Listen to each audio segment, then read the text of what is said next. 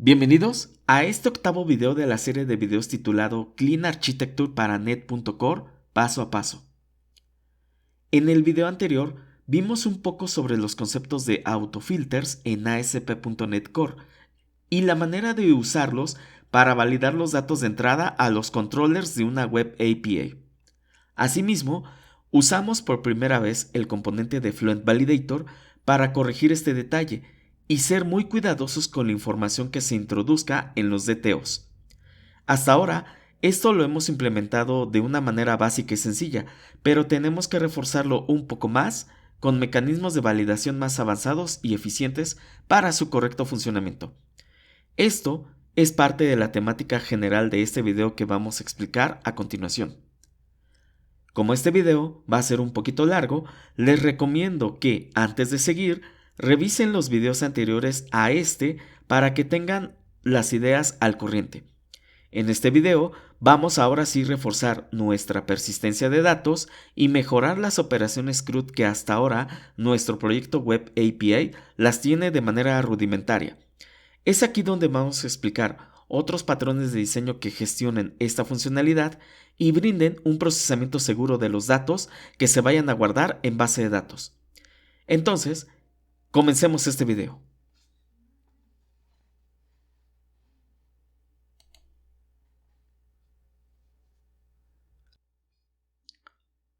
Los temas clave que vamos a ver a continuación son los siguientes: concepto de persistencia de datos, concepto de Unit.Work, patrones de diseño aplicados para Unit.Work, capas necesarias para persistencia de datos, el principio DRY, el componente Entity Base, que es consecuencia precisamente de este principio antes mencionado, el principio FileFast, Word Clause Pattern y el planteamiento de nuestra problemática de este curso tomando en cuenta los conceptos anteriores.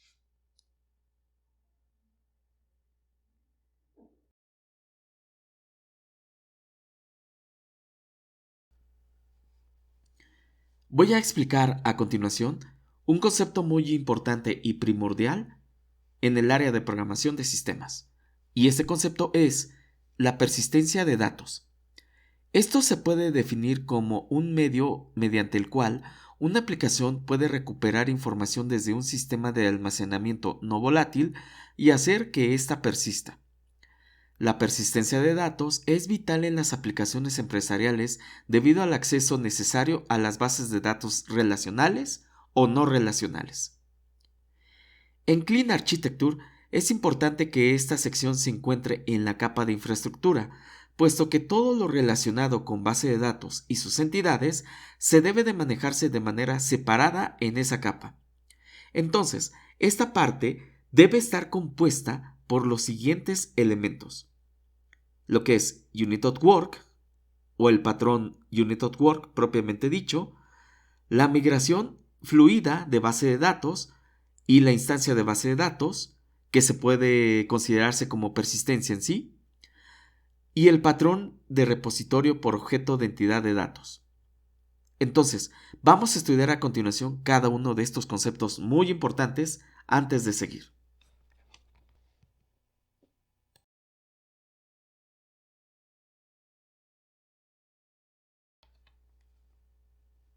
Bien, explicaré a continuación el concepto de Unit.Work. Unit.Work es un patrón de diseño que tiene como función el realizar múltiples operaciones CRUD de base de datos en una sola transacción. Para decirlo en palabras simples, significa que para una acción de usuario específica, por ejemplo, el registro de un nuevo cliente, todas las transacciones como insertar, actualizar o eliminar se realizan en una sola transacción, en lugar de realizar múltiples transacciones de base de datos en muchas funciones. Esto significa que en una unidad de trabajo aquí implica operaciones CRUD en una sola transacción. Cuando un método abre una instancia a la base de datos, por lo cual podemos conllevar a problemas de performance. Más allá de esto, cada método gestiona su propia escritura de los cambios. Es decir, que una vez que se llame un método, se realice una operación de escritura o varias operaciones de escritura en ese método. Y esto a veces no es muy bueno. Entonces, lo que hace Unit.work es precisamente esto. Yo voy a gestionar la instancia a la base de datos y hacerme cargo de las operaciones CRUD. Y tú, encárgate de la lógica del negocio. Ahora bien, para implementar la persistencia de datos en una aplicación backend, en base a este criterio, deberíamos implementar los siguientes patrones de diseño. Estos son Service Pattern, el cual nos permite organizar la lógica de nuestro negocio. Anteriormente las consultas a la base de datos se armaban en esta capa, pero con este patrón de Unit.work lo que vamos a hacer es simplemente enfocarnos a la lógica de base de datos en los repositorios. Repository Pattern es aquel el que nos permite manipular el acceso a la base de datos, es decir, mediante a este patrón de diseño ya podemos trabajar directamente sobre las consultas y operaciones de base de datos. Unit.work Pattern es donde se centralizan todas las conexiones de base de datos y gestiona los cambios. Y por último, Dev Factory Pattern, que es algo que no muchos desarrolladores toman en cuenta, pero que este es muy esencial. Este patrón de diseño nos permite inicializar cada objeto de contexto de base de datos cuando lo usemos. Después, una vez que lo hayamos usado en digamos, en los patrones de repositorio, lo podemos deshacernos en el momento que queramos. Del patrón repository existen dos tipos. El no genérico, el cual este tipo de implementación implica el uso de una clase de repositorio para cada entidad. Y el genérico, que es el cual en donde se puede utilizar para todas las entidades de base de datos. Cuando implementemos nuestra persistencia de datos en nuestro proyecto backend, debemos entender que las siguientes capas son requeridas. Y estas son Clients, que es la sección donde se hace la implementación de nuestros clientes. En nuestro caso, la capa externa es nuestra Web API y se considera como Clients. Services es la capa donde se manipulan los repositorios. Aquí encapsulamos la lógica de llamadas a los repositorios mediante la capa de servicios o Service Layer, por lo que de esta manera evitemos que se llamen a los repositorios directamente desde un controller y podemos implementar la lógica de negocio. Asimismo, podemos usar más de una lógica del repositorio desde un solo método de nuestra capa de servicios. Y por último, la persistencia de datos, propiamente dicha, con los componentes que acabamos de mencionar hace unos instantes. Cuando implementemos la persistencia de datos, vemos que si utilizamos el patrón de Unit.work, va a quedar de esta manera como lo pueden ver en este gráfico. Tenemos que hablar precisamente de las ventajas y desventajas de utilizar Unit.work. Y las ventajas son las siguientes. La capa de servicios encapsula toda la lógica de negocio. De esta manera, evitamos tener el código acumulado directamente en nuestro controller o capa cliente. El patrón Unit.work nos permite manipular mejor las conexiones a la base de datos y realizar cambios cuando nosotros lo especifiquemos. El uso del patrón de diseño repository brinda la facilidad de reutilizar la lógica. Por ejemplo, si quiero validar que un usuario existe en la base de datos y no tuviéramos esta capa, tendría que duplicar el código por cada service que lo vaya a utilizar. En cambio, al tener este patrón implementado, es más sencillo llamar desde cualquier servicio a dicho método, y si hacemos un cambio de este, se actualizará para todos los servicios automáticamente, porque en sí es una sola llamada, y se elimina código repetitivo. Las pruebas unitarias son fáciles de realizar y se aumenta el nivel de abstracción o mantenimiento de la lógica de negocio por separado. Las desventajas serían mayor inversión de código fuente, pero luego todo es reutilizable. Algunos queries muy pesados pueden ser jodidos de implementar. Por ejemplo, si quisiera hacer un inner join de varias tablas para retornar un query con campos que no hacen referencia a una entidad, lo que estoy haciendo es crear una clase personalizada y esta solamente existiría para ese repositorio. Al quitar el acceso directo al contexto de base de datos, vamos a tener que seguir optimizando nuestro repositorio genérico. En resumen, la arquitectura de Unit.work se centra en los cambios en los objetos. Como comentó alguna vez Martin Fowler, esta unidad mantiene una lista de objetos modificados en un contexto de transacción y también gestiona la operación de escritura y lectura y se ocupa de los problemas de concurrencia. Podemos ver esto como un contexto, sesión u objeto que sigue todos los cambios en los modelos de datos durante una transacción.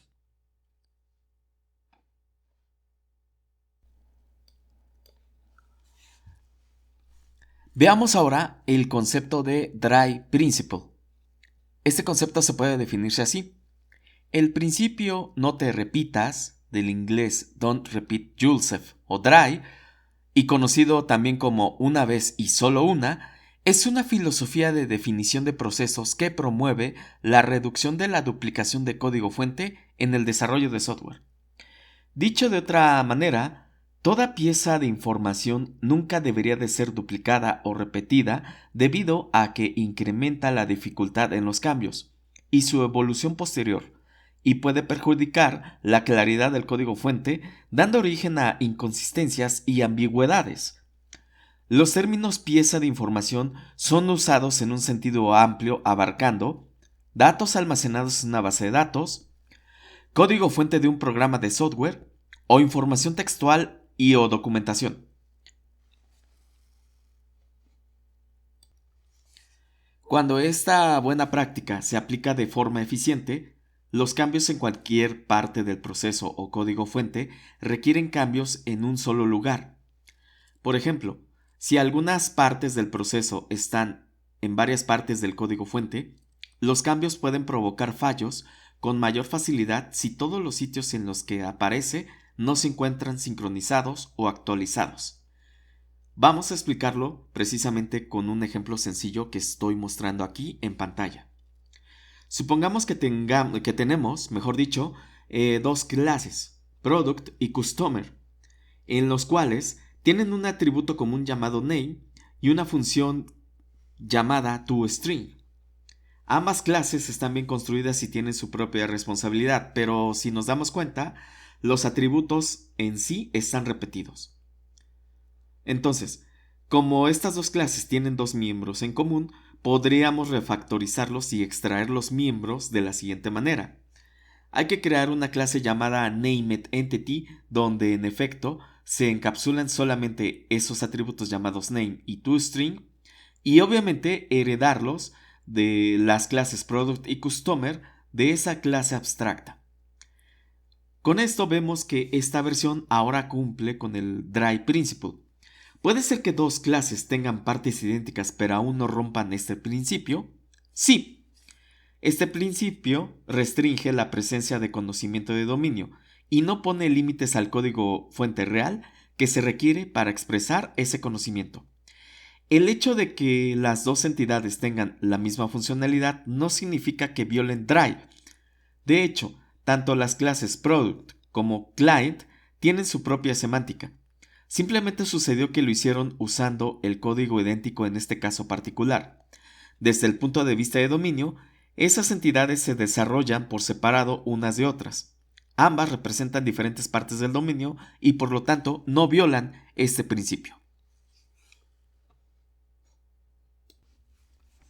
Veamos ahora cómo se usa Dry para métodos, funciones e inclusive hasta clases o interfaces con este ejemplo. Este ejemplo fue tomado del artículo de Eric Lippert, mencionado aquí en la descripción de este video. Aquí vemos que si el principio Dry nos obliga a mantener todos los conocimientos del dominio en un solo lugar, ¿qué pasa con el código que no contiene ninguno? ¿La duplicación de dicho código constituiría una violación a este principio? No, porque nuevamente este principio se trata del conocimiento que es esencial para su dominio. Los métodos de utilidad no contienen tal conocimiento. Sin embargo, no significa que debamos introducir duplicaciones innecesarias en todos los métodos auxiliares. Simplemente significa que si no podemos evitarlo, no es gran cosa. Aquí tenemos un método de utilidad bastante simple para memorizar la salida de una función. El problema es que si queremos introducir un memorizador para una función con 2 o 3 o más parámetros, necesitaremos escribir métodos que casi se dupliquen entre sí. No hay forma de evitar esta duplicación. Al mismo tiempo, estos métodos no contienen ningún conocimiento sobre el dominio de la aplicación, por lo que está perfectamente bien tener varias versiones similares de ellos. Para en el caso de persistencia de datos, Dry Principle se puede aplicar en Unit.work. Este principio también se aplica para unos componentes importantes llamados Entity Base o entidad base, los cuales ayudan a que los objetos de entidad de base de datos tengan campos en común y estén completamente en igualdad de condiciones. Veamos esto con un ejemplo. La interfaz iAddEntityTK es una plantilla para crear modelos de vista. El parámetro TK aplica para cualquier tipo de dato y hace referencia al identificador del registro en la entidad base. A partir de esta interfaz de inicio, puedo crear otras interfaces que estén asociadas a iAddEntityTK con su propia responsabilidad. iUpdateEntityTK para actualizar registros y iDeleteEntityTK para la eliminación lógica o física de un registro. Finalmente, reúno todas las interfaces en una sola llamada iEntityBaseTK y esta interfaz reúne todas las responsabilidades de las operaciones CRUD en base de datos. La implementación de la interfaz iEntityBaseTK sería la siguiente. Aquí, en esta implementación llamada iEntityBaseTK, sí estamos usando data annotations para que el atributo ID se use como campo del tipo identidad o identity. Y se crea entonces la clase llamada iEntityBaseTK, que hereda de la interfaz iEntityBaseTK y sus propiedades o atributos de las demás interfaces antes mencionadas. Como resultado de esto, estamos cumpliendo el cuarto principio de Solid y Dry Principle. Si ahora aplicamos esto en un objeto del tipo entidad, vemos que ya no será necesario repetir las mismas propiedades comunes en todas ellas. Por ejemplo, en la clase de entidad llamado article, vemos que esta entidad de la capa de dominio ahora sí heredará desde la clase abstracta EntityBase con el tipo de dato int, o cualquier tipo de dato según se crea lo conveniente. Por recomendación de optimización para base de datos, se tiene que usar preferentemente el tipo de dato entero, ya sea int o long. En conclusión, no se puede exagerar el poder de crear estas interfaces y clases abstractas. No solo nos permiten minimizar una gran cantidad de código repetido al principio, sino que también sirve para clasificar las entidades en agrupaciones significativas que pueden ayudarnos a reducir aún más el código fuente en el futuro. Según Vladimir Korishkov, en su libro Unit Testing del año 2014, introducir una clase base simplemente porque dos o más entidades tienen algunos miembros en común es generalmente una mala práctica. Se le llamaría en este caso herencia de utilidad, que es Utility Inheritance. Para otros desarrolladores como Martin Fowler, Log Nguyen, entre otros, es necesario aplicar este principio para los objetos entidad, puesto que es mejor reutilizar propiedades y métodos comunes o inicializar valores predeterminados al comprometerse con la información de la base de datos. En fin, la decisión del arquitecto de software en cualquier lenguaje de programación de usar objetos de entidades bases en sus proyectos es a consideración personal. Para nuestra temática, usaremos precisamente esta regla, contrario a lo que diga Korikov, para las operaciones CRUD de base de datos. En resumen, el principio DRY tiene que ver con el conocimiento del dominio. No hay que confundir con adherirse a Dry Principle con deshacerse de la repetición de código fuente. Y hay casos en los que la duplicación de código fuente está correctamente aplicado. A grosso modo, esto es lo que puedo decir y comentar acerca de Dry Principle.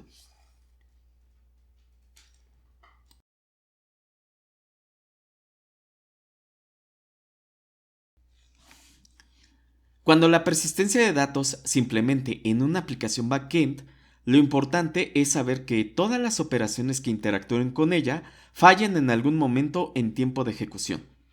Para esto, debe aplicarse el principio de fail fast o falla rápida. Este principio consiste en detener una operación actual tan pronto como ocurra un error inesperado. La aplicación de este principio generalmente proporciona soluciones más estables cuando falla el código fuente en tiempo de ejecución. Los beneficios de este principio son los siguientes: acortar el ciclo de retroalimentación, es decir, el costo de corregir un error encontrado mientras que el software está en desarrollo es de un orden de magnitud menor que cuando está en producción. Es notable la rapidez con la que se revelan los errores cuando se sigue el principio de falla rápida. Incluso si la aplicación está en producción, es mejor que se informe a los usuarios finales si algo salió mal durante la ejecución de sus procesos. El segundo punto es la confianza en el que el software funciona según lo previsto. Es posible que se haya oído hablar de algunos lenguajes funcionales fuertemente tipados. Su sistema de tipos es tan estricto que si se logra compilar un programa escrito en dicho lenguaje, lo más probable es que funcione correctamente. Podemos decir lo mismo de un programa escrito con este principio. Si dicho programa aún se está ejecutando, lo más probable es que se haga su trabajo de manera correcta. La protección del estado de persistencia es otro aspecto muy importante que se debe de tocar. Si permitimos que el software continúe funcionando después de que ocurra un error, puede entrar en un estado no válido y, lo que es más importante, guardar ese estado en la base de datos. Esto a su vez conduce a un problema mayor, como es la corrupción de los datos, que no se puede resolver con solo reiniciar la aplicación. A consecuencia de este principio, veremos el siguiente patrón de diseño muy importante en nuestros proyectos de código fuente, en especial en backend.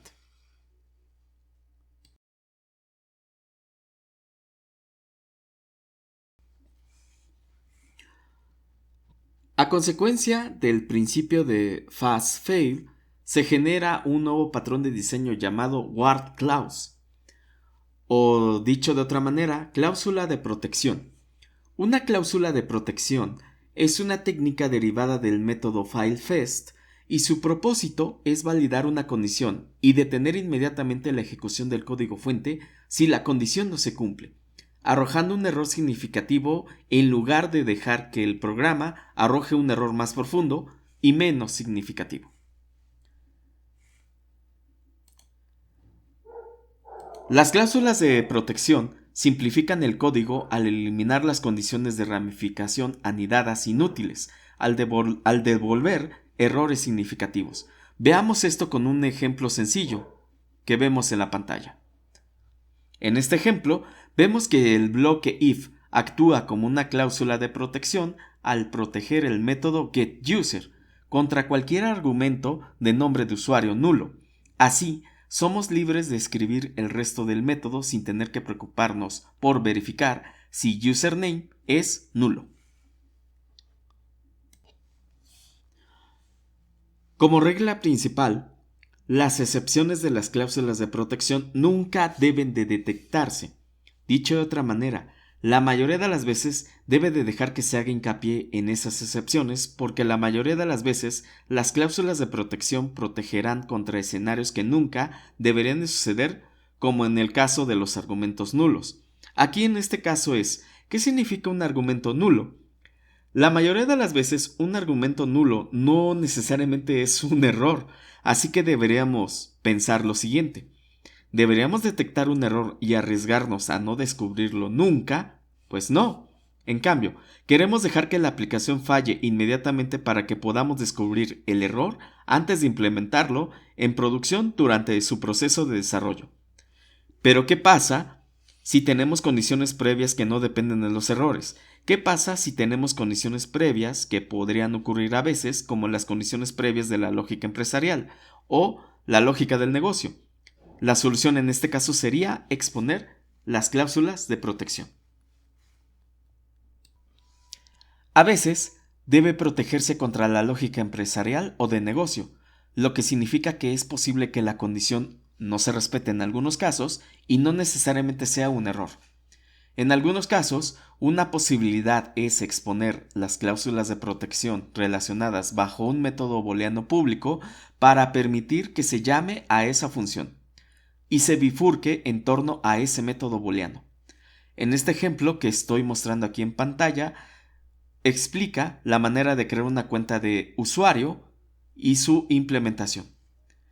En este caso, la implementación sería esto de manera final, es decir, se verifica si se puede crear la cuenta de usuario con el parámetro username y password, y si esto no funciona, entonces obviamente pues se manda un error o una advertencia, y en caso contrario, entonces se crea la cuenta de usuario y se da por satisfactorio el proceso.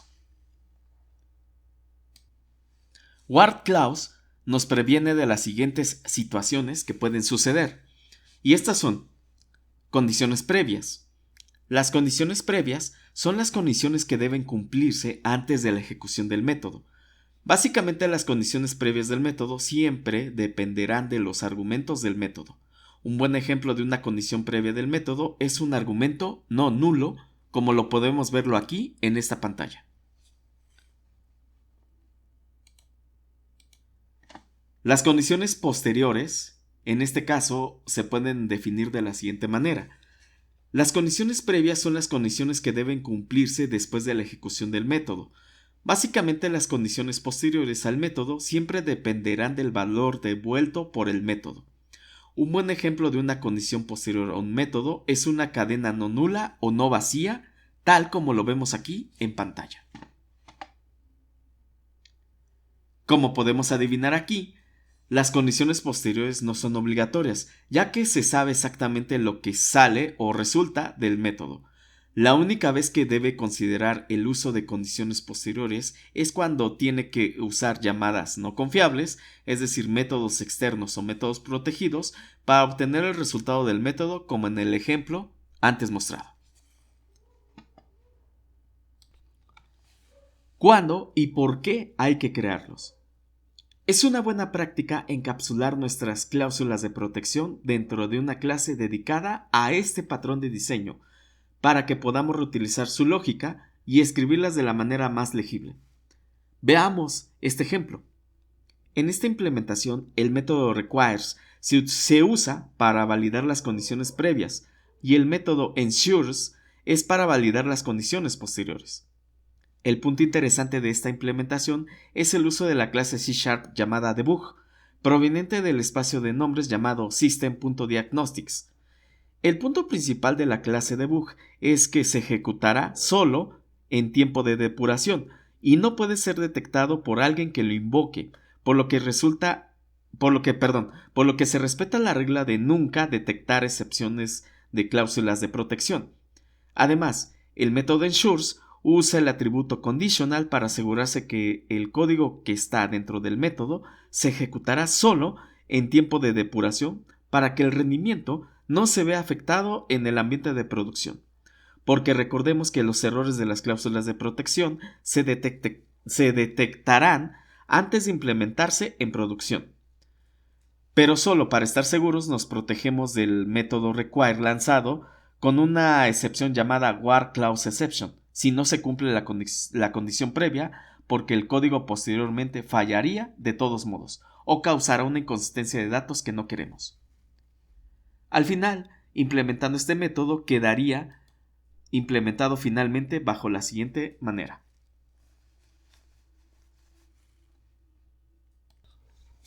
En resumen, las cláusulas de protección pueden ayudarnos a descubrir errores antes de implementarlo en ambientes de pruebas y de producción. y hacer que nuestro código fuente sea más legible. También hemos aprendido por qué las excepciones de las cláusulas de protección nunca deben manejarse y cómo exponerlas como un inconveniente cuando se basan en la lógica empresarial. En Net.core existe un componente precisamente para aplicar este patrón de diseño llamado Ardalis Guard Clauses que usaremos en nuestro proyecto backend Web API.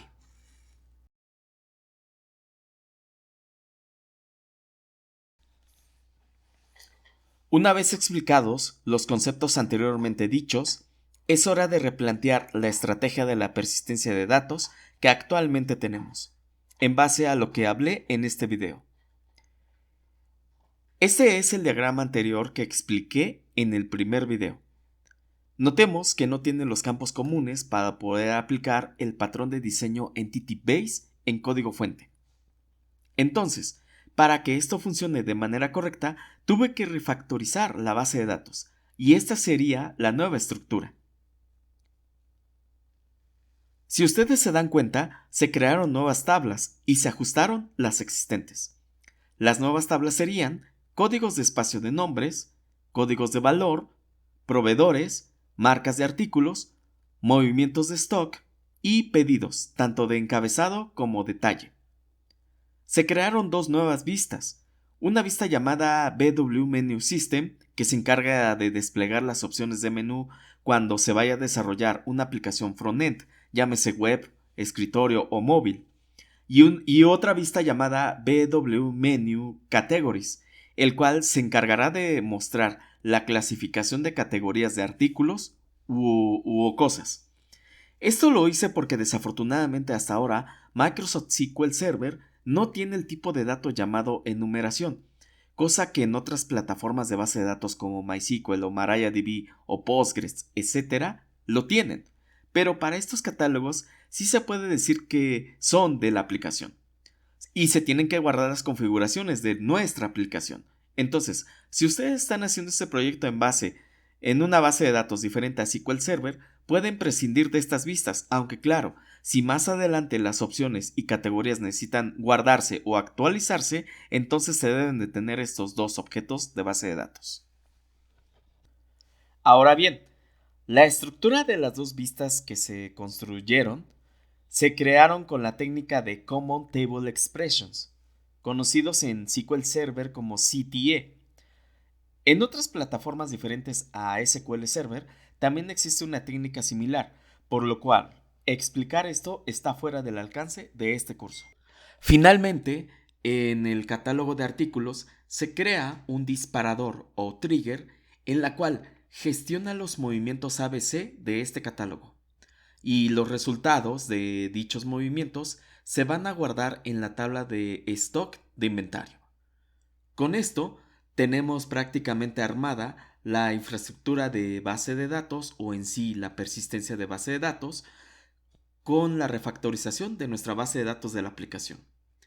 Más adelante voy a crear una nueva tabla que se llama clientes con el fin de relacionarla con la tabla de pedidos y que con este ajuste se pueda obtener la información de las compras que realizó el cliente, los reportes mensuales de ventas, etc.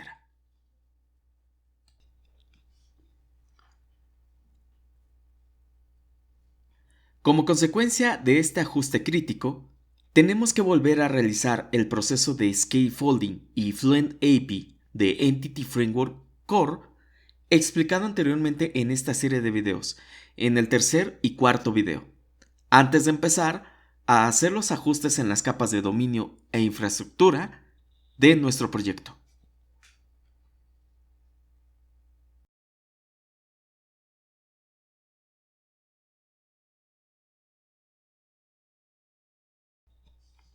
Bien, vamos a empezar entonces la parte práctica después de haber revisado los conceptos anteriores.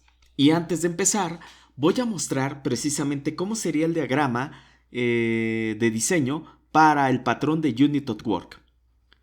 Si ustedes pueden ver aquí en esta imagen, este sería más o menos lo que pretendo yo hacer en este video.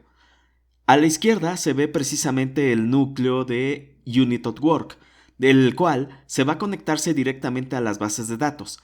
¿Por qué tomé la decisión de que Unit.work no fuera de una sola instancia de base de datos. Bueno, en ejemplos y muchos ejemplos de Internet siempre se han enfocado precisamente a utilizar Unit.work para una sola instancia de base de datos. Entonces, con el patrón dbFactory quitamos esa restricción y hacemos que Unit.work trabaje no solamente para una instancia de base de datos, sino para múltiples, según lo que se necesite en el backend. Ok, a través de quitar esta restricción, se pueden crear n cantidad de contextos de base de datos y que estos a su vez puedan ser soportados precisamente por el patrón dbFactory para que de manera independiente puedan trabajar directamente el envío y guardado de datos a sus respectivos contextos. Unit.work, una vez que tenga el patrón dbFactory configurado, entonces se va a apoyar precisamente en un repositorio genérico llamado Base Repository, donde aquí precisamente vamos a definir la lógica de base de datos. Base Repository lo que va a hacer en realidad es sencillo. Base Repository va a empezar a capturar y a recibir de parámetros los DTOs, es decir, los DTOs tanto de crear como de actualizar y de eliminar para llevarlos a las entidades de base de datos correspondientes. ¿Qué es lo que estoy haciendo aquí en este caso? Con eso me estoy ahorrándome mucho código fuente y centralizarlo en un solo lugar para evitar que en los servicios repliquemos esta manera de enviar información. A través de Base Repository se van precisamente a generar los repositorios no genéricos en donde heredan de la clase Base Repository.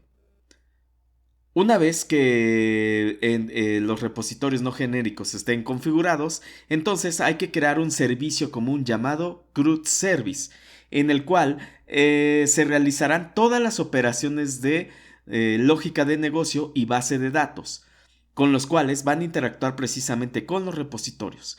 Y a su vez de este servicio CRUD genérico, vamos a construir precisamente los servicios no genéricos para cada entidad de base de datos, con el fin de que cuando un servicio se conecte a la base de datos, se conecte precisamente a su entidad de base de datos y su repositorio correspondiente.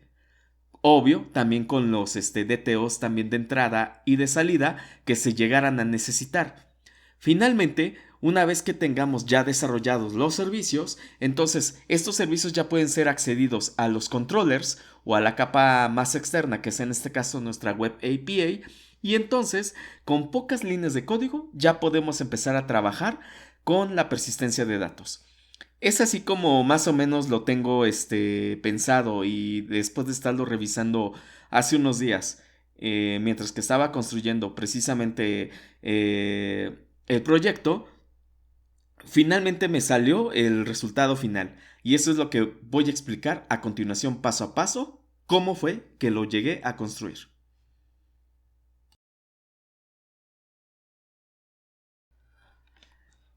Bien. Vamos entonces a implementar nuestra persistencia de datos paso a paso. Y empecemos por la capa más interior, que es en este caso la capa de domain. En este proyecto, en la carpeta DTO, hay que crear los archivos de clase para cada uno de los DTOs faltantes de las operaciones de datos para actualizar, agregar y eliminar datos relacionados precisamente para cada objeto de entidad de base de datos. Por ejemplo, para la entidad llamada artículos o article, tenemos que crear el DTO. Bueno, tenemos hasta ahora el DTO llamado article DTO, que es precisamente el DTO para la lectura y el desplegado de información. Entonces, en vista de esto, tenemos que crear respectivamente los DTOs correspondientes a las demás operaciones de datos, como se muestra a continuación. Por ejemplo, voy a crear el archivo createArticle DTO. Luego, hay que crear también el DTO de actualización de un artículo llamado updateArticleDTO.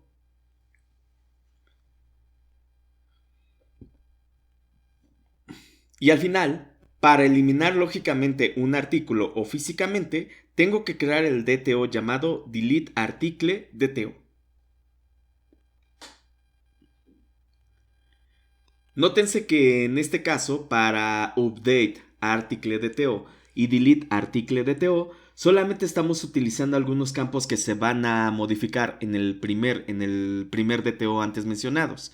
Aquí ya es decisión del developer y según el requerimiento de usuario, los campos que se vayan a actualizar. Para fines educativos, considero yo que solamente el único campo que se va a actualizar es simplemente el precio del artículo y agregar la cuenta de usuario quien va a realizar esta operación. En el caso de delete article, los únicos campos que voy a necesitar son el identificador del artículo, el flag de autoguardado, es decir, el cual determina si el registro se va a eliminar físicamente de base de datos, es decir, con un valor false, o bien si se va a guardar este registro, pero como eliminado lógicamente, es decir, con su valor true. Y obviamente también la cuenta de usuario quien va a realizar esta operación de eliminación. Guardamos los cambios y hay que también repetir esta técnica con los demás DTOs asociados con cada una de las entidades de base de datos.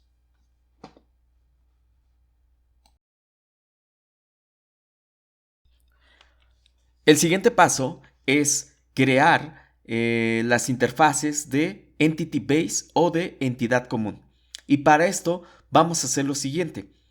En la carpeta ca.course Interface Management hay que crear los siguientes archivos del tipo interfaz. El primer archivo que vamos a crear se llama iaddEntity.cs y va a implementar se va a crear la interfaz con responsabilidad de crear un nuevo registro. Después hay que crear un nuevo archivo llamado iUpdateEntity con responsabilidad de actualizar un registro existente. Posteriormente hay que crear una interfaz llamada iDeleteEntity con el fin de eliminar un registro existente en base de datos, ya sea lógico o físico. Y finalmente hay que crear la interfaz final llamada iEntityBase.cs, el cual va a heredar precisamente las interfaces iAddEntityTK, iUpdateTK y iDeleteEntityTK. Estos archivos de interfaz lo que hacen es simplemente esto, manejar las propiedades de agregar, actualizar y eliminar registros. La entidad base es precisamente iaddEntity.cs, puesto que ahí se va a definir el identificador de registro y las demás interfaces heredarán los atributos desde iaddEntity.cs. La interfaz final es la que se va a usar para asignárselo a las entidades de base de datos, es precisamente iEntityBase.cs, puesto que reúne todo lo que las demás interfaces definen previamente. Aquí estamos aplicando precisamente el Drive Principle mencionado anteriormente en este video. Después, hay que crear en la carpeta ca.course entities una carpeta llamada base, y ahí vamos a crear precisamente la implementación de la interfaz iEntityBase con la clase llamada EntityBase.cs. En este archivo ya se implementará finalmente los atributos de la abstracción iEntityBase. Aquí no olvidemos que hay que decorar el atributo TKID con las etiquetas key y database generated, es decir, los atributos de system.dataNotations, puesto que el atributo ID lo tenemos que definir como clave principal y como generador de valores de entidad en base de datos. Guardemos los cambios y ahora tenemos que a las entidades de base de datos van a tener que heredar de la clase abstracta llamada EntityBase. Para esto vamos a hacer lo siguiente. En la entidad llamada article.cs aplicaremos el siguiente cambio y quitamos finalmente los atributos o propiedades que no deben de estar en la entidad en sí, sino solamente los atributos no comunes de la misma. Como vemos, las entidades comunes que originalmente tenía el objeto de entidad article ya no son necesarias, puesto que se está heredando directamente desde la clase abstracta llamada EntityBase con el tipo de dato entero. Repitamos los mismos cambios para las demás entidades de base de datos y guardemos los cambios.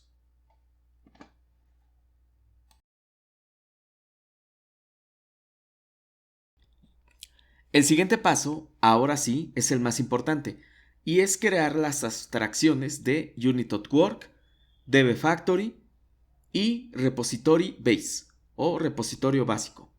Para esto vamos a hacer lo siguiente. En la carpeta ca.core interface hay que crear una carpeta llamada base y aquí definiremos las abstracciones de los repositorios primeramente antes mencionados. Vamos a crear el archivo llamado iReadRepository.cs. Después, vamos a crear el repositorio genérico llamado iBaseRepository.cs. Este va a heredar precisamente las funciones de iReadRepository. Después, el tercer archivo que vamos a crear es el llamado idbfactory.cs. Y finalmente, vamos a implementar la interfaz llamada iUnit.work.cs. Vemos que estamos creando ahora sí la columna vertebral de Unit.work para su implementación en la capa de infraestructura. Explicaré más adelante su implementación de cada uno de ellos a detalle. Nótense que están inyectando en estas interfaces el tipo genérico llamado tContext, el cual, cuando se inyecte, se creará una nueva instancia del contexto de base de datos del tipo dbContext de Entity Framework para su implementación. Ahora, guardemos los cambios y crearemos otra carpeta más llamada repository. Dentro de esta carpeta crearemos ahora sí los repositorios no genéricos para cada entidad de base de datos. Por ejemplo, para el catálogo de artículos llamado article, la abstracción o interfase podría decir así es el archivo llamado iArticleRepository.cs. Aquí estamos inyectando precisamente el tipo genérico tContext, pero viene heredado desde iBaseRepository los tipos article y tContext. Y obviamente especificamos que cuando se inyecte un dbContext se crea al momento de hacer la implementación. Debemos definir los prototipos de las funciones que esta interfaz implementará en la clase del tipo repository final, que veremos un poquito más adelante. Para las demás entidades de base de datos, repitamos este mismo patrón al estilo Dry Principle.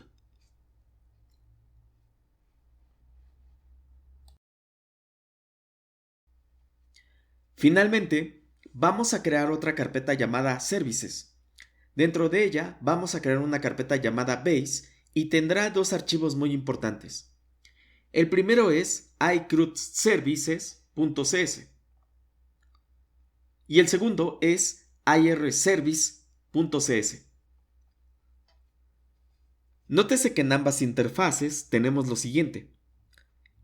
Estamos inyectando los tipos genéricos DTO para todas las operaciones CRUD en iCrudService.cs. Después, el tipo genérico del identificador del registro TK, es decir, hace que se acepte un tipo de datos para la entidad de base de datos que es cualquier T-entity. Y el repositorio que sería en este caso, el repositorio base que se llamaría tRepoAll desde iBaseRepository. También se va a aceptar el contexto de base de datos llamado tContext y la instancia de Unit.work correspondiente que viene representada por tUnit.work. Aquí en este caso tUnit.work no tendría que ser representado, puesto que el nivel de Unit.work llegaría hasta el nivel de repositorio, por lo tanto, este se omite. Para en el caso de la interfaz IRService, solo utilizaremos las operaciones de lectura de datos y los objetos genéricos de entrada que sería el DTO completo para lectura de datos, el tipo genérico de identificador del registro TK, la entidad de base de datos llamada TEntity y el repositorio de base de lectura que es del tipo tRepoRead desde la interfaz iRead repositorio, así como también el contexto de base de datos llamado tContext. Estas abstracciones de las interfaces antes mencionadas la aplicaremos en la capa de infraestructura en la sección de Service Layer. Después, en la carpeta ca.core Interface Services hay que crear la abstracción de los servicios para cada entidad de base de datos.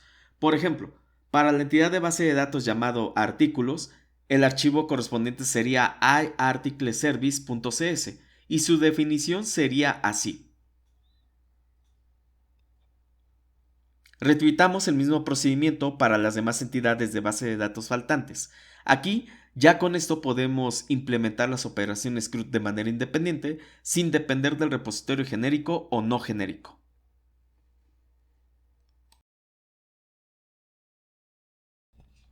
Finalmente, ya para completar la capa de domain, hace falta algunas cosas. Primero, en la carpeta llamada exceptions, o si no la tenemos hay que crearla, hay que crear un objeto que herede la clase exceptions y la llamaremos EntityNotFoundExceptions. Esta clase tiene como finalidad que cuando se busque un registro en base de datos por un identificador de registro, si no existe, se provoque la excepción y se termine el proceso. No voy a explicar a detalle qué es el objeto del tipo exception, pero su estructura la muestro aquí en pantalla. El siguiente paso es crear una nueva carpeta llamada Grapers y con ella vamos a crear una nueva clase llamada APIResponse.cs, cuya estructura es la siguiente. Lo que estamos haciendo aquí es ya implementar un objeto del tipo response que muestre de manera sencilla el resultado final de los requests que hagamos en nuestra web API. Esa clase la vamos a evolucionar un poquito más adelante conforme vayamos hablando más temas en este curso. Mientras, aquí vemos que API Response nos proporciona información de cómo se comporta el request que se envía y la lista de errores que hay, así como también el atributo data que se genere desde el request correspondiente. Guardemos cambios y no olvidemos incluir en las librerías de nuestro proyecto de domain Microsoft Entity Framework Core y System.ComponentModel Annotations para compilar este proyecto y evitar errores de compilación.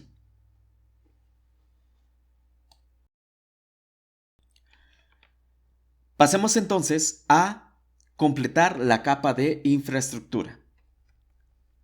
En la carpeta ca.infrastructure_extensions vamos a crear una clase estática llamada regexextensions.cs y su propósito es validar valores bajo patrones de validación del tipo regex. Esto es muy importante para reforzar la validación de datos por el medio del componente Fluent Validation para los DTOs que acabamos de crear, cosa que explicaré un poquito más adelante. La estructura de este archivo es la siguiente. Vemos que, en efecto, cualquier valor que se genere o que se cree y que se manda a validación se debe de revisar bajo un patrón de regex indicado. Y obviamente con la función regex.isMatch se verifica que si el valor cumple con ese patrón, es correcto. En caso contrario, es falso.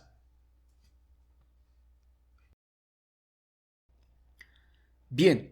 Una vez construida la clase de extensión de método para utilizar expresiones regulares, entonces vamos a ampliar un poco la carpeta de validators que se encuentra en la capa de infraestructura.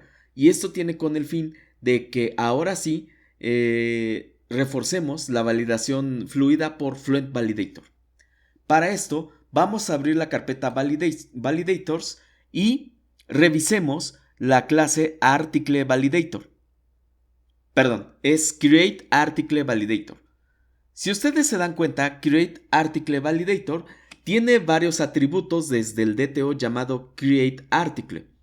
Y entonces hay que revisar de manera separada los atributos por medio de Fluent Validator, ¿sí? Por medio de expresiones regulares. Entonces, vamos a revisar precisamente este DTO y tenemos que validar los atributos nombre del artículo, descripción del artículo, precio del artículo, total en bodega del artículo, el identificador del departamento de artículo, el identificador del tipo de producto de artículo, el identificador del proveedor de ese mismo artículo, la marca del artículo, la imagen en base 64, bueno, del tipo string de ese artículo y el identificador de la cuenta de usuario que va a ser el alta del mismo artículo. Entonces, hay que separar estos atributos en capas más modularizadas. Y para eso hay que crear una carpeta llamada Article Extensions con 3 carpetas orientadas precisamente para las operaciones CRUD de base de datos. Por ejemplo, revisemos en la carpeta add y en este momento tenemos un aproximado de 10 archivos o 10 módulos que revisen cada una de las propiedades del DTO llamado createArticle.dto. Aquí si revisamos cada uno de ellos, vemos que por ejemplo para el tipo de dato llamado, bueno, más bien para el atributo llamado account ID create date, el tipo de dato es del tipo entero. Entonces, se tiene que validar que el artículo no pueda ser menor o igual que 1, es decir, no puede ser 0 o negativo. Para esto se utiliza la expresión lambda llamada must con una condición que se puede establecer o que se debe de cumplir. En este caso must es, ok, el campo debe ser mayor o igual a 1, pasa. Pero si en dado caso de que no se cumpla con esa condición, entonces se lanza un mensaje y la validación del DTO create article DTO se detiene. En caso contrario, entonces aquí vamos a utilizar la función must con la función estática de regex extensions llamado verifyValue, introduciendo el valor del campo y su patrón de validación del tipo regex. Si se cumple, entonces la validación pasa, pero en caso contrario, se manda un mensaje indicando que el formato de número entero es incorrecto o inválido. Fíjense que en el FAQ de Fluent Validator de parte de Jeremy Skinner no explica esto. Simplemente lo explica, digamos, con las otras funciones básicas de validación de los datos por medio de expresiones lambda y no por medio de regex extensions. Entonces, utilizando esta técnica que estoy explicando aquí, podemos validar precisamente los atributos de los DTOs con expresiones regulares, que esa es la mejor alternativa, ¿sí? Que Fluent Validator no explica, pero que aquí en este proyecto se aplica de manera eficiente. Entonces, si por ejemplo queremos introducir un tipo de dato que no sea entero, por ejemplo un tipo moneda, que es en este caso el campo price, que es del tipo decimal, podemos incluir precisamente que el formato decimal se restrinja, digamos, de 15 dígitos de longitud, pero que en este caso la parte real sea de 13 dígitos y 2 dígitos de precisión. Es a grosso modo, digamos, el patrón de diseño del tipo regex que se tiene que cumplir y es en base o apegado, o más bien es fielmente apegado a la definición del campo en base de datos. Entonces, procuremos que los patrones de validación sean fieles a la longitud y el tamaño de los campos en base de datos. Aquí, por ejemplo, vamos a mencionar una excepción más, que es en este caso la base 64, que en este caso es como un tipo de dato del tipo string. Tiene que validarse precisamente si no es nulo y no esté vacío, pero también se tiene que validar que el string cumpla con el formato de base 64 del tipo de dato string. Y obviamente este patrón pues es este regex, o más bien este patrón de regex para las imágenes de base 64 en cadena de texto es el ideal, puesto que se está aceptándose los caracteres de UTF-8 en esa codificación, así como también los archivos de imagen que se toman como válidos. En dado caso, si este patrón no se cumple, también se lanza un mensaje indicando de que el formato de archivo o imagen descriptiva del artículo es incorrecto y se detiene la validación. Entonces, aplicando esta forma, se tiene que aplicar también no solamente para los atributos de crear un objeto por medio del objeto createEntityDTO, sino también para para los demás DTOs que hemos creado para cada una de las entidades. Es así como Jeremy Skinner no lo explica, pero que aquí en este video se ve la manera de aplicarlo para que nuestras validaciones sean efectivas y altamente reforzadas.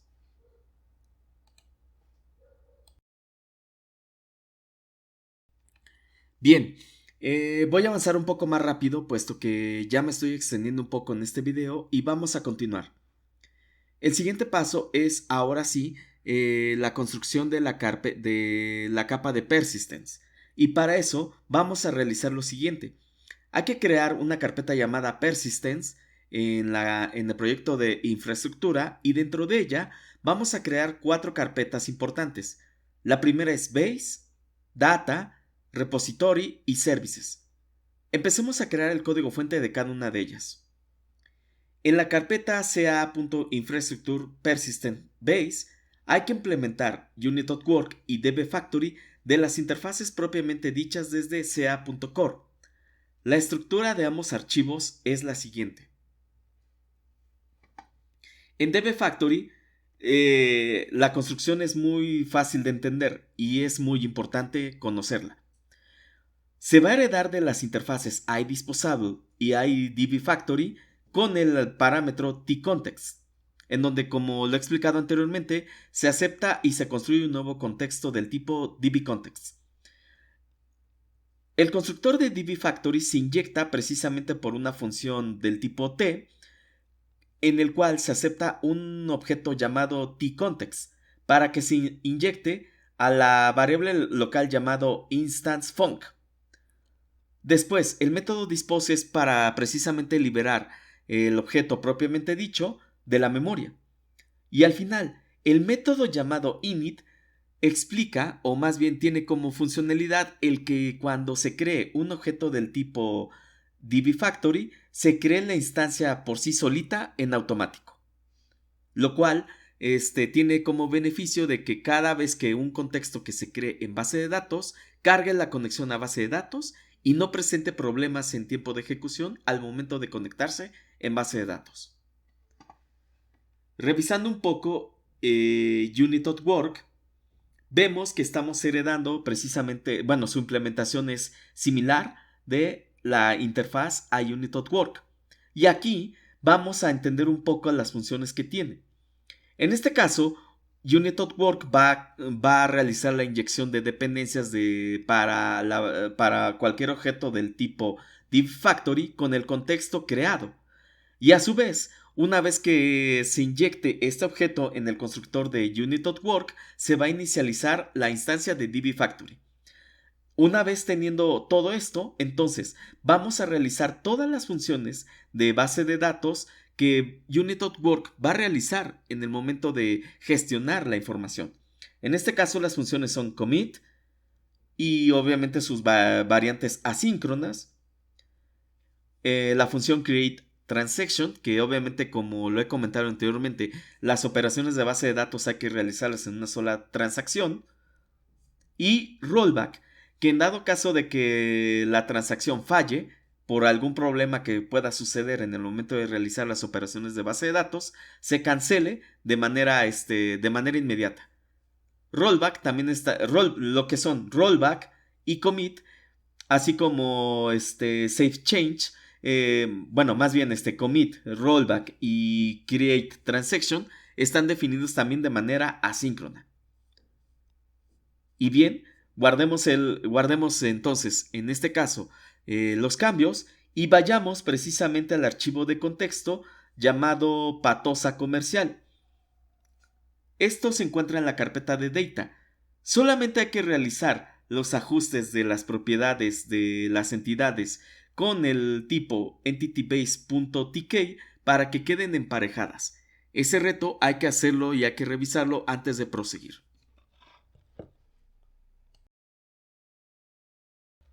Bien, vamos entonces a empezar a crear el repositorio genérico desde las abstracciones. En la carpeta CA Infrastructure Persistent Repository hay que quitar los archivos de repositorio que estaban originalmente y creamos una carpeta llamada base. Ahí vamos a crear un módulo llamado baserepository.cs cuya estructura es la siguiente. Vemos que los parámetros que se inyectan son el tipo genérico T asociado al objeto de entidad de base de datos, el tipo de dato TK y el contexto de base de datos llamado tContext, y esto hereda desde la interfaz iBaseRepository. Nótese que el constructor de esta clase se inyecta el objeto IDBFactory con cualquier contexto de base de datos, para activar obviamente el contexto de base de datos correspondiente y su tipo de dato dbSetT, correspondiente a la entidad de base de datos en el contexto. Lo demás pues ya lo sabemos, las operaciones CRUD de base de datos. Construida esta implementación del repositorio genérico, sobre él vamos a construir los repositorios no genéricos para cada objeto de entidad. Por ejemplo, para el caso de la entidad article, su implementación sería así en el archivo articlerepository.cs. Aquí vemos que articlerepository.cs hereda por un lado la abstracción de base repository y por otro lado la interfaz iArticleRepository. Aquí ya podemos escribir el contexto de base de datos que le corresponde, que es en este caso Patosa dbContext. Esta es la ventaja en la cual dejamos que el repositorio genérico apunte a cualquier contexto de base de datos y que no dependa de uno solo. Lo demás que se inyecta es la entidad article del contexto de base de datos y el tipo de dato para el identificador del registro, que es en este caso el tipo de dato entero. Repitamos este procedimiento para las demás entidades de base de datos aplicando esta implementación para cada uno de los repositorios no genéricos y definiendo correctamente su entidad de base de datos correspondiente. Bien, ahora sí, vámonos con la parte más interesante que nos falta, y es precisamente la creación de los servicios. Para esto, tenemos que crear el servicio genérico que gestione las operaciones de base de datos con la capa externa de servicios. Y en este caso, vámonos a lo que sigue. Hay que crear la carpeta CA Infrastructure Persistent Service y el archivo que se va a crear se llama CRUDService.cs. Su estructura es la siguiente. Desde la interfaz iCRUDService se inyectan el tipo tGitDTO, que es el DTO para el desplegado de datos, o sea, para leer información. taddTO, que es el DTO para la operación de agregar un nuevo registro. tupdDTO, para actualizar un registro existente. Y tdelTO, que es el DTO para eliminar un registro existente. Recordemos TK, que es el tipo de dato para el identificador del registro. tEntity, el objeto de entidad contenido en el contexto de base de datos. tRepoAll, que es el repositorio base para todas las operaciones CRUD. Y tContext, que es el contexto de base de datos. Aquí notemos que en el constructor de esta clase se aplica precisamente la inyección de dependencias, pero con cláusulas de protección para los objetos del tipo, para evitar que estos objetos entren como objetos nulos o no estén instanciados.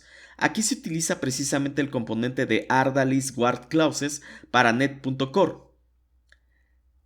Y la idea, fíjese muy bien, de esta clase es concentrar en un solo lugar el poder realizar los mapeos de los objetos del tipo DTO a las entidades de base de datos con AutoMapper y no estar repitiendo esto en cualquier parte del código fuente. Si en cada una de las operaciones CRUD sucede que falle el mapeo, se lanzará una excepción en tiempo de ejecución y se detendría la operación CRUD que esté presentando la falla en ese instante. Aquí se me olvidó que en la carpeta de AutoMappings ya debimos haber configurado los DTOs de las operaciones CRUD con las entidades de base de datos correspondientes. Guardemos los cambios y vamos a crear otro archivo llamado rservice.cs. Es similar a CRUDService.cs, solamente que se enfocará en las operaciones de solo lectura en las bases de datos. De igual manera, se aplica el mismo criterio, pero solamente el DTO que se va a utilizar es tGitDTO, para desplegar los datos. Lo demás es muy similar. Guardemos todo esto y ahora sí vamos a crear el módulo de servicio no genérico llamado Article Service y se construirá sobre CRUD Service. Su estructura es la siguiente. Aquí ya podemos inyectar todos los objetos DTO asociados a las operaciones CRUD de la tabla de artículos, es decir, de la entidad de base de datos llamada Article, y estos son Article DTO, Create Article DTO, Update Article DTO y Delete Article DTO, creados anteriormente. Se inyecta el tipo de dato int para el identificador del registro, así como también la entidad de base de datos llamado Article, la interfaz del repositorio llamado iArticleRepository con el contexto de base de datos correspondiente, que es PatosADBContext, y finalmente el propiamente dicho el contexto de base de datos. No olvidemos que Article Service hereda las funciones de la interfaz iArticleService para implementar sus funciones correspondientes. El constructor se define así, donde se va a inyectar un objeto iMapper, un objeto iUnit.Work con el contexto de base de datos hacia donde va dirigido y un objeto llamado iArticleRepository con el contexto de base de datos que también va dirigido. Hay que repetir este mismo proceso para los demás servicios para cada entidad de base de datos, aplicando el estándar antes explicado y guardemos todos los cambios posteriormente.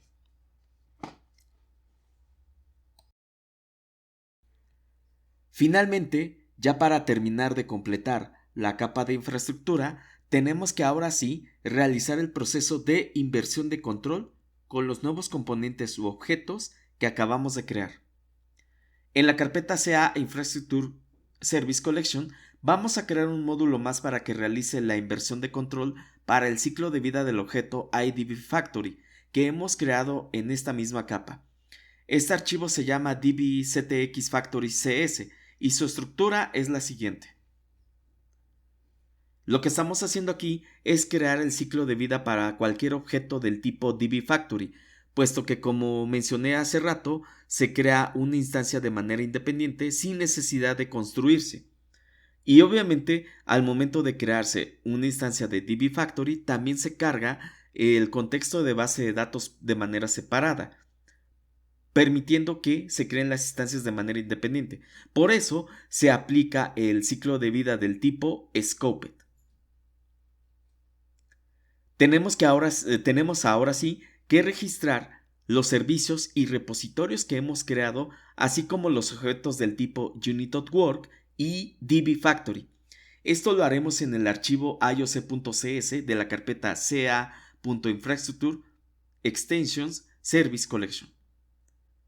Y aquí, obviamente, si nos damos cuenta, iDBFactory debe incluir el contexto de base de datos y su implementación, que también debe ser el mismo contexto de base de datos. Como estamos manejando, como diseñamos el Unit.Work para múltiples contextos de base de datos, si estamos manejando más de un contexto de base de datos, es necesario declararlo en esta línea. Después, hay que declarar los repositorios, precisamente con su abstracción e implementación. En la abstracción hay que incluir solamente el contexto de base de datos. Lo demás, que es la implementación, se queda como está.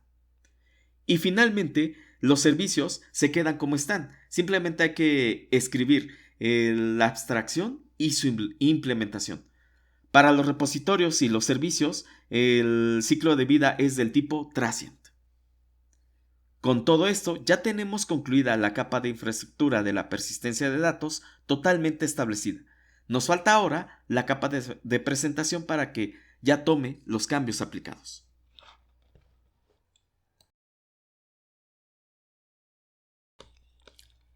Finalmente, vamos a completar la capa más externa, que es en este caso la presentación o Web API. Para esto, vamos a hacer unos pequeños ajustes, y estos son los siguientes. En la carpeta CAPI Controllers hay que refactorizar cada controller para que los catálogos de base de datos puedan ser invocados a través de los servicios. Por ejemplo, en articlecontroller.cs el cambio va a ser así. vemos que ya podemos realizar las operaciones CRUD pendientes que nos faltaban.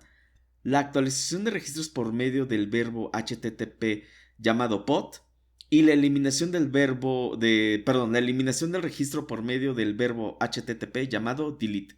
Hay que aplicarlo para los demás controllers de cada uno de los catálogos en la aplicación de Web API y realizar respectivamente su inyección de dependencias, así como también cambiar los espacios de nombres adecuados que llamen a los servicios. Posteriormente, en el archivo startup.cs, como hicimos nuevos ajustes en la inversión de control, tenemos que incluir las siguientes líneas de código en la función configure services. Y esa línea obviamente es dbfactory.addFactory con el parámetro services. Guardemos los cambios y compilemos. Si todo esto ha salido muy bien, nuestra Web API estaría funcionando de la siguiente manera y lo vamos a verlo a continuación.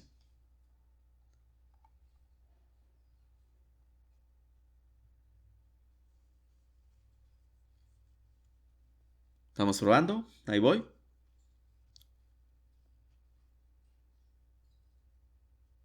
Listo. Ahí está.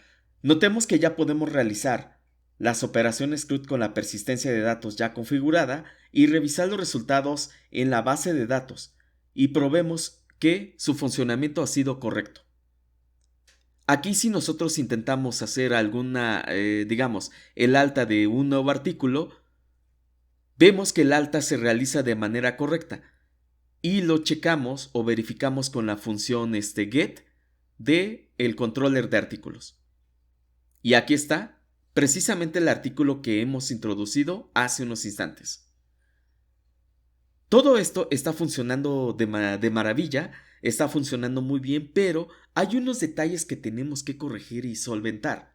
Por ejemplo, vemos que si volvemos a repetir el alta de un nuevo artículo, se inserta en la base de datos, pero a pesar de que se insertaron los mismos datos, desde el punto de vista del usuario, este dato parece duplicado, puesto que se han insertado varios registros con el mismo nombre de artículo, a pesar de que tengan el ID del artículo distinto. Y esto no es correcto. Esto se tiene que corregir, se tiene que corregir desde la lógica del negocio, cosa que veremos en el siguiente video para solventar este problema. Asimismo, también nos falta un control de errores y desplegado de los mismos, y la separación de las operaciones CRUD por responsabilidad, lo que es el patrón de diseño llamado CSQR. Y obviamente también hay que completar las demás operaciones CRUD para los demás catálogos faltantes que no hemos incluido en este capítulo. Pero con esta implementación ya tenemos cubierto el pendiente de la construcción de la persistencia de base de datos y la mejora de la validación fluida de los objetos DTO para que cuando se cargue un objeto DTO a la base de datos se realicen las validaciones de manera correcta y eficiente. Espero que este video les haya servido mucho y a pesar de que estuvo un poquito bastante largo, fue bastante interesante el saber cómo implementar la persistencia de datos en base a los patrones antes mencionados. Recuerden que cualquier duda, comentario, sugerencia, crítica o alguna duda al respecto pueden dejarlo en la caja de comentarios. Yo me despido con ustedes y nos vemos en el siguiente video. Hasta la próxima.